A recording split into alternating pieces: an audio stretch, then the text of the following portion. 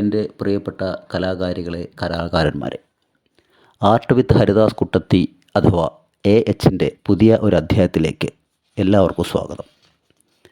ഇന്ന് നമുക്ക് പരിചയപ്പെടാനുള്ളത് HB പെൻസിലുകളെക്കുറിച്ചാണ്.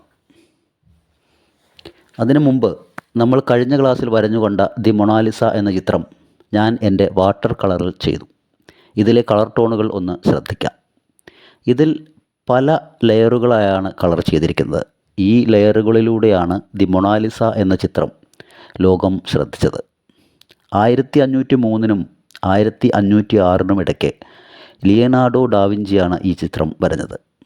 പാരീസിലെ ലുവ്രെ എന്നു പേരുള്ള മ്യൂസിയത്തിൽ ഈ ചിത്രം ഇന്നും കാണാൻ നമുക്ക് സാധിക്കും.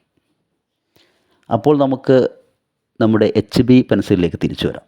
ഇതിലെ H ഹാർഡ്നെസ്സിനെയും B ബ്ലാക്ക്നെസ്സിനെയുമാണ് സൂചിപ്പിക്കുന്നത്. നമുക്ക് എത്രത്തോളം ഡാർക്ക് ഷെയ്ഡ് വേണം എന്നതിനെ അടിസ്ഥാനപ്പെടുത്തിയാണ് ഇത് തിരഞ്ഞെടുക്കേണ്ടത്. പഠിച്ചു തുടങ്ങുന്നവർ കുറഞ്ഞ HB പെൻസിൽ ഉപയോഗിച്ചാണ് ഔട്ട്ലൈൻ വരേണ്ടത്. കൂടിയ HB ഉപയോഗിച്ചാൽ മായ്ക്കാൻ ബുദ്ധിമുട്ടാവും എന്നതുകൊണ്ടാണ് അങ്ങനെ പറയുന്നത്. പിന്നീട് അതിനു മുകളിൽ HB കൂടിയ പെൻസിൽ ഉപയോഗിച്ചും അതിനുശേഷം അതിലും കൂടിയ HB ഉപയോഗിച്ച് ഡാർക്ക്നെസ് കൂടുതലുള്ള ഭാഗങ്ങളെ ഷെയ്ഡ് ചെയ്യുകയും ചെയ്യാം.